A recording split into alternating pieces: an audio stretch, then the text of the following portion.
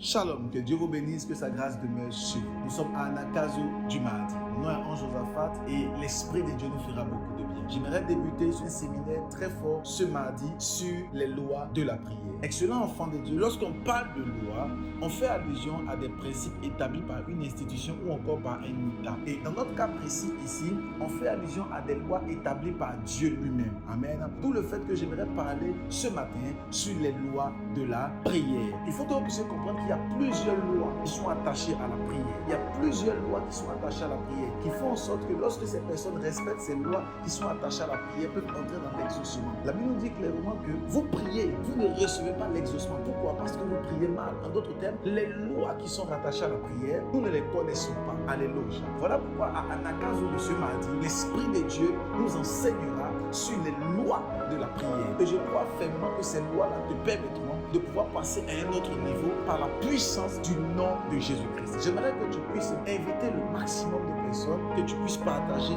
mettre les pauses, commenter pour la gloire de Dieu. Anagkazo signifie forcer, contraire, obligé. Vous savez qu'à notre émission Anagkazo, tous les matins à 6h, nous avons une devise de la prière et la méditation du matin, du midi, mais également du soir, qui nous permettront de pouvoir entrer pleinement dans la connaissance de la parole de Dieu. La Bible dit, vous connaîtrez la vérité et la vérité vous affranchit. Alléluia. La première loi que j'aimerais vous dire est une loi que j'appelle la loi de l'ouverture de la bouche. On peut prier également dans son cœur. Alléluia. C'est une dimension de la prière. C'est une loi de la prière. Amen. Mais l'une des lois, ou la première loi de la prière, c'est la loi de l'ouverture de la bouche. La Bible dit, dans le livre de Matthieu chapitre 5 à partir de son verset 2, la Bible dit, puis ayant ouvert la bouche, il est enseignant et dit, heureux les pauvres en esprit, car le royaume des cieux est à eux. Voyez, notre maître qui s'appelle Jésus-Christ, notre Dieu, dans le livre de Matthieu chapitre 5 verset 2, la Bible dit, il a ouvert la bouche. Puis ayant ouvert la bouche, dit, la première loi de la prière, c'est l'ouverture de la bouche. Lorsque tu ouvres la bouche et que tu parles à Dieu, l'atmosphère spirituelle qui est autour de toi commence à être transformée. Beaucoup de personnes qui n'arrivent pas à passer dans une vie de prière puissante et forte, c'est parce qu'ils n'ont pas cette capacité d'ouvrir la bouche. Lorsque tu ouvres la bouche, c'est le premier moyen de pouvoir passer à la bénédiction. Voilà pourquoi le diable, lorsqu'il veut détruire la vie de quelqu'un, la première des choses qu'il fait, il cherche à fermer sa bouche. Parce que si ta bouche est ouverte, ta bouche peut faire sortir des choses qui vont transcender et changer ta destinée. J'aimerais prier ce matin pour la vie de toutes ces personnes qui suivent les émissions Anagkazo. J'aimerais déclarer que le Seigneur vous donne la grâce de pouvoir ouvrir la bouche et de reconnaître la puissance et l'autorité de Christ en vous. Que par la parole de l'ouverture de votre bouche, que la puissance, la main, la faveur, la grâce de Dieu se déploie autour de vous et crée des dégâts dans le camp des ténèbres par la puissance du nom de Jésus. Alléluia. Ouvrir la bouche est très important.